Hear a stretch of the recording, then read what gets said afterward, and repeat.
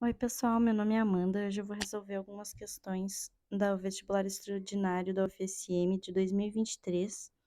Vou começar com Química, questão 23.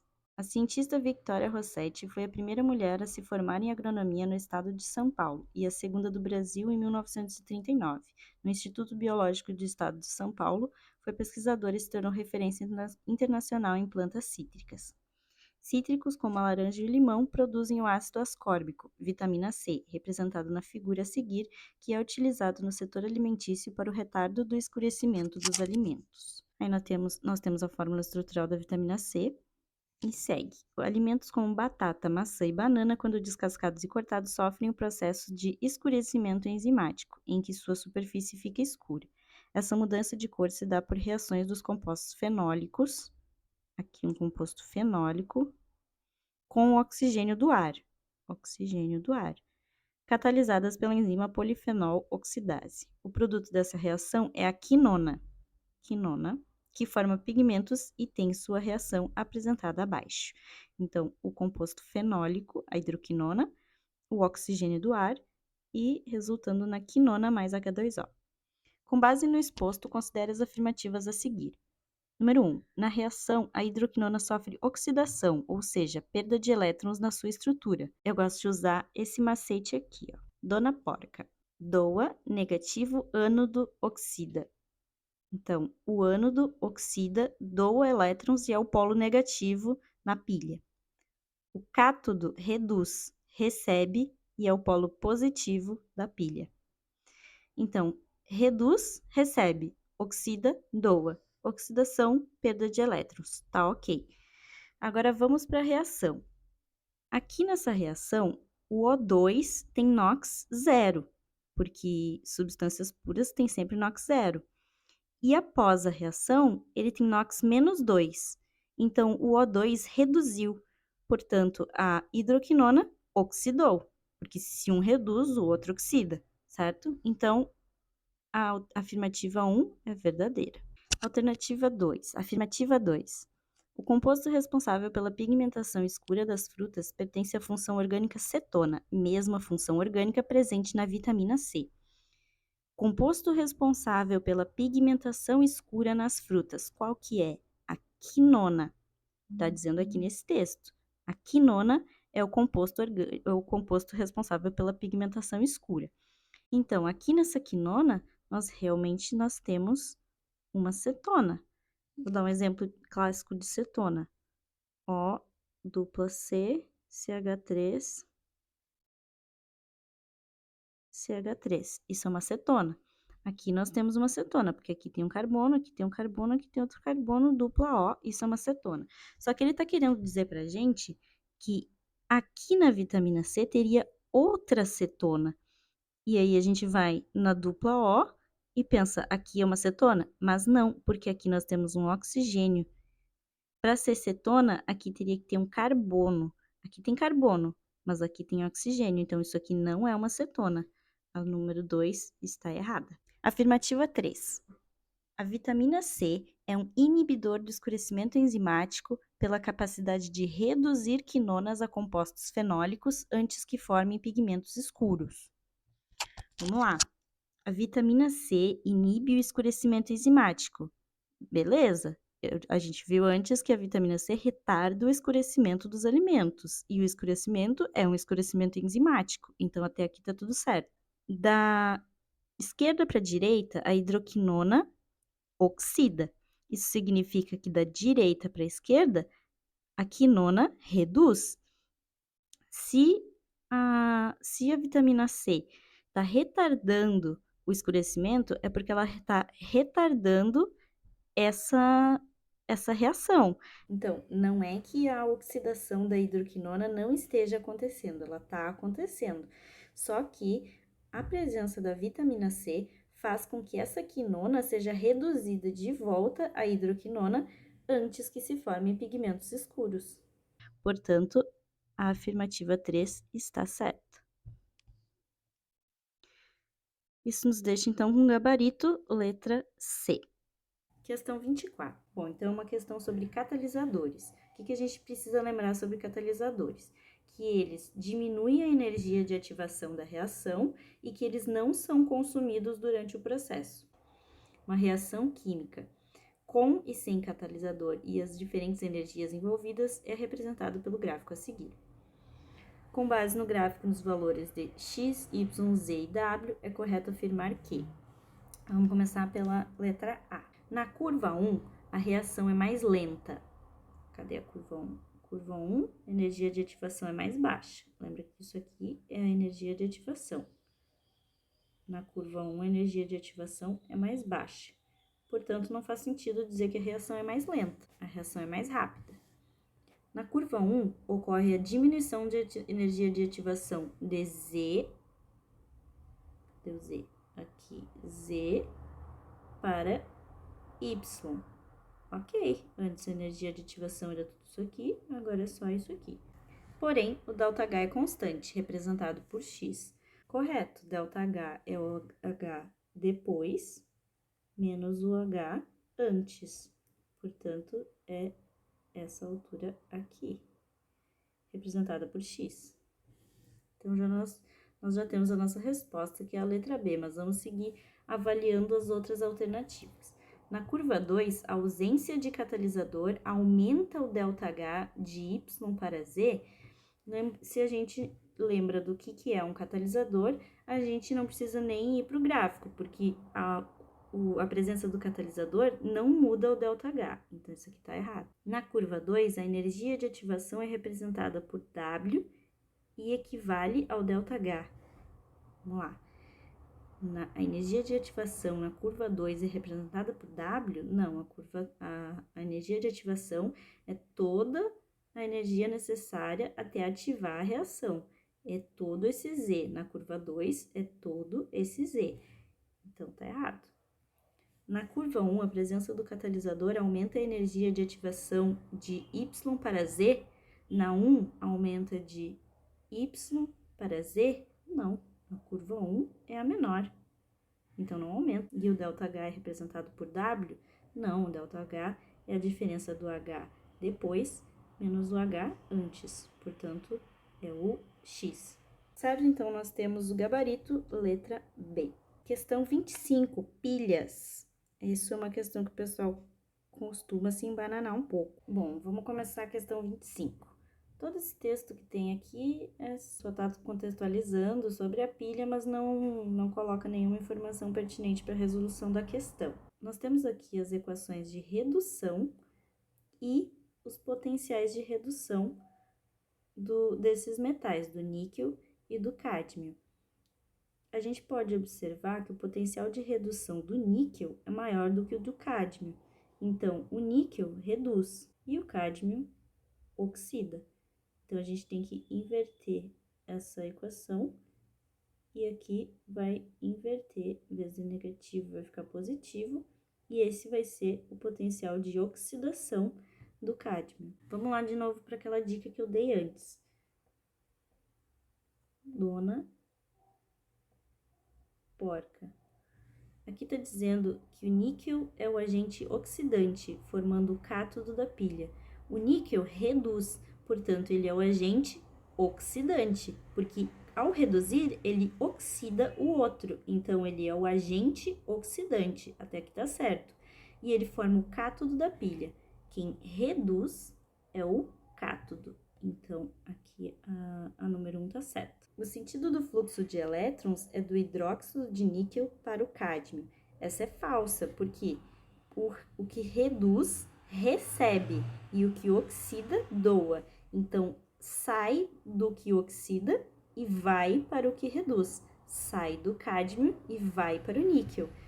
Então, a afirmativa 2 está errada, porque está dizendo o contrário. Na alternativa 3, a gente não precisa nem calcular o potencial, a diferença de potencial da pilha, porque ele está dizendo que o níquel é o agente redutor e o níquel é o que reduz, então ele é o agente oxidante. E o polo negativo está no cádmio, que sofre oxidação, então polo negativo no cádmio, que oxida.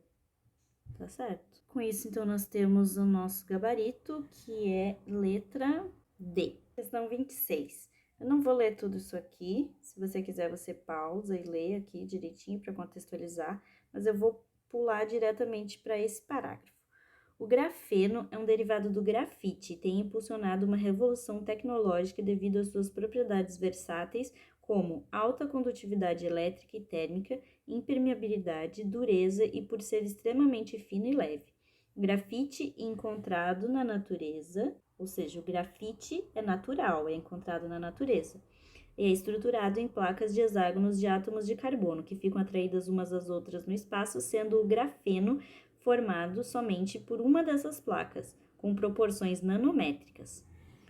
Outras formas sintéticas oriundas do grafite são os nanotubos, grafenos enrolados e o Buckminster fullereno. Acho que é isso. No formato de uma bola de futebol, representadas pela figura a seguir. Letra A. O grafeno, o nanotubo de carbono e o Buckminster fullereno representam formas alotrópicas sintéticas do carbono. Formas alotrópicas, você tem que saber o que é uma forma alotrópica. Se você não soubesse o que é a forma alotrópica, ou se não soubesse sobre alotropia, você não tinha como acertar essa questão. Então, é uma questão sobre alotropia. Sim, formas alotrópicas sintéticas. Aqui está escrito outras formas sintéticas. São nanotubos, ok, nanotubos, grafeno, aqui, grafeno, porque aqui está falando outras formas sintéticas, então dá a entender que o grafeno é uma das formas sintéticas. E o Buckminster fullereno tá aqui, ok, então representam formas alotrópicas sintéticas do carbono oriundas do grafite, ok, pois diferem pelo arranjo geométrico dos seus átomos. Essa é a nossa resposta certa, eu já vou marcar, mas eu vou analisar com vocês por que as outras estão erradas. A hibridação do carbono no grafeno é sp3. Cadê o grafeno? Aqui nós temos o desenho do grafeno.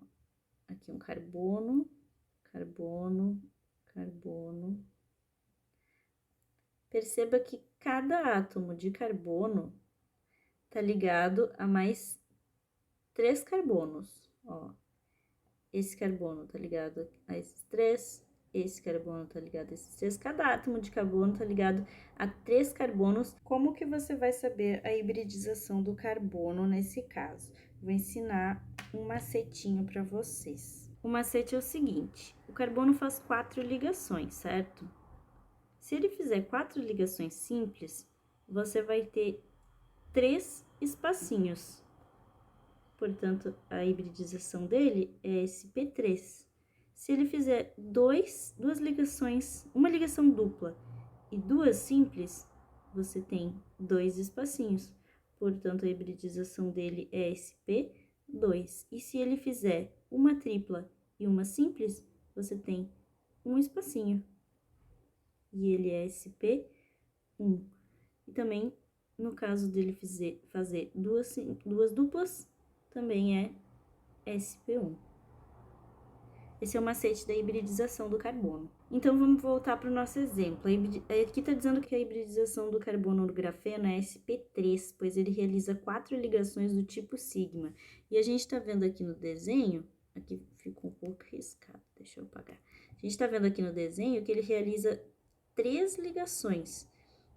Então, só pode ser 2 simples e uma dupla, certo? Porque ao todo ele tem que fazer 4. Então, é 2 simples e uma dupla. 2 simples e uma dupla é hibridização sp2. Portanto, a alternativa B está errada. Na alternativa C, ele tenta confundir a gente com a palavra isotérmicas.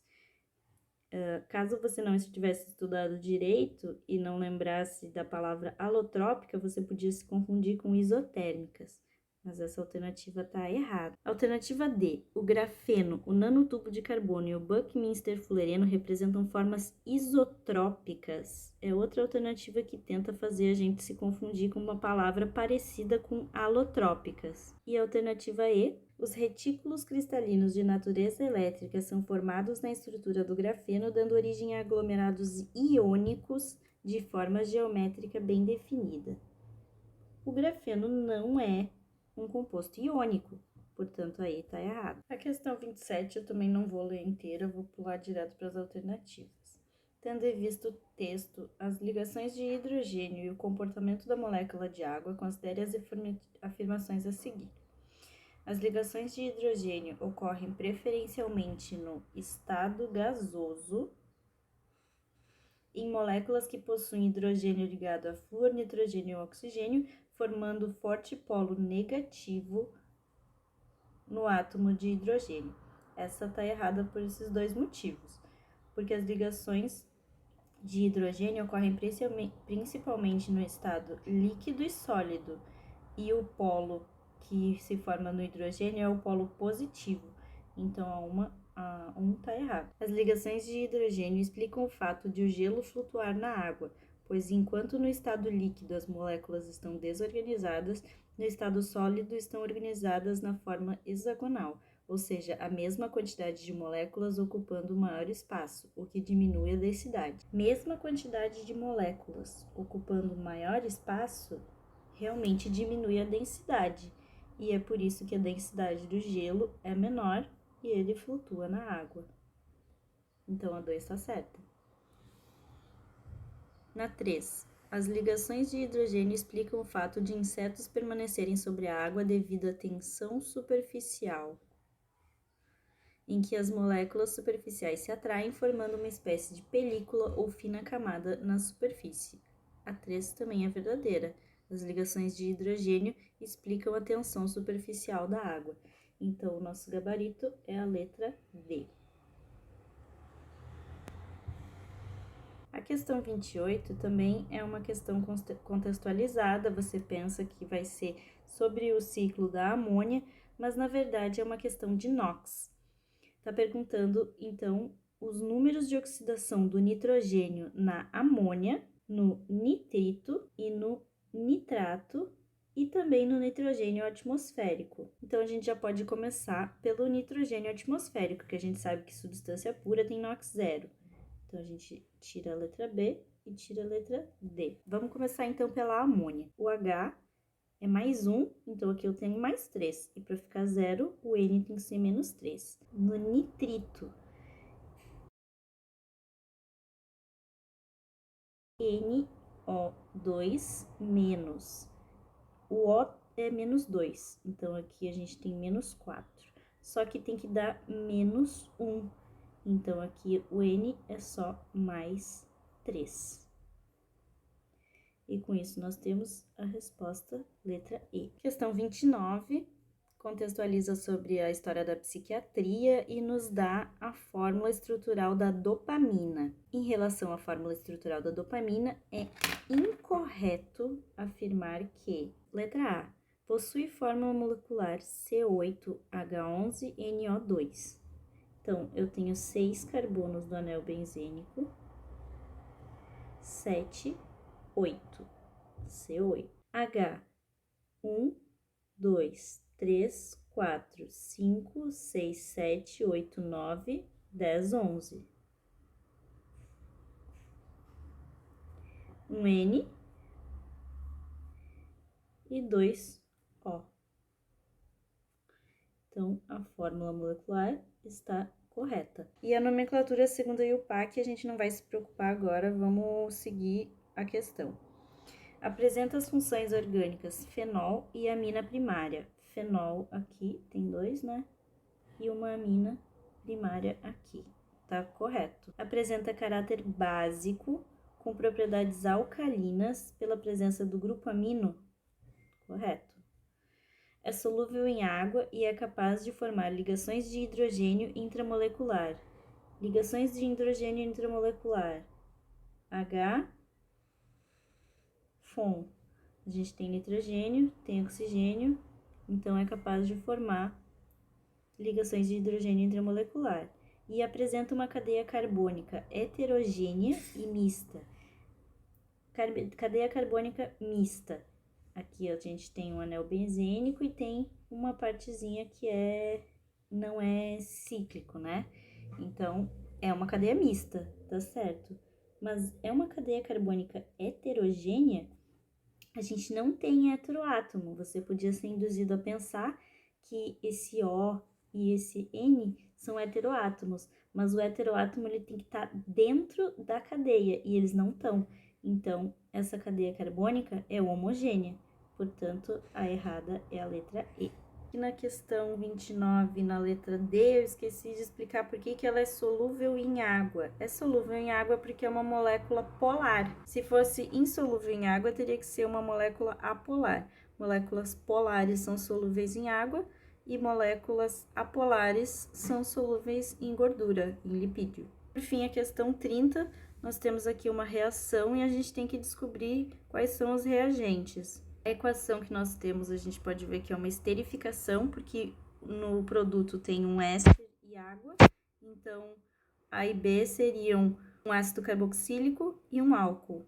A gente pode perceber que é uma reação de condensação, porque a gente tem uma molécula ligada à outra, esse C dessa molécula ligado ao O da molécula anterior e esse O ligado ao C da próxima molécula e assim por diante, N vezes. Então, a gente já pode descartar a B, a D e a E, porque é uma condensação. Embaixo eu coloquei partes do éster, né, os dois pedacinhos que nós temos ali do éster, e a gente vai encaixar o restante, encaixar os Hs e os Os, para fechar um ácido carboxílico e um álcool. Então, aqui a gente tem um OH, aqui um OH, aqui um H, e aqui um outro H. E aí, se você não souber fazer a nomenclatura desse aqui, a gente pode ir para as opções. O ácido carboxílico, ele começa sempre com ácido, então a gente já teria a nossa resposta, a letra A. Mas se você não lembrasse disso, também poderia ver que o etanol não é isso aqui, né? Esse aqui é o etan 1,2-diol, porque esse é o carbono 1, esse é o carbono 2, e et, prefixo et, porque, lembra, met, et, prop, but. 1, 2, 3, 4 carbonos. Então, 2 carbonos, prefixo et.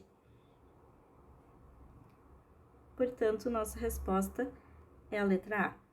Então é isso, pessoal. Se vocês gostaram, dá um joinha aí e comentem se vocês gostariam que eu fizesse mais resoluções das outras questões desse vestibular.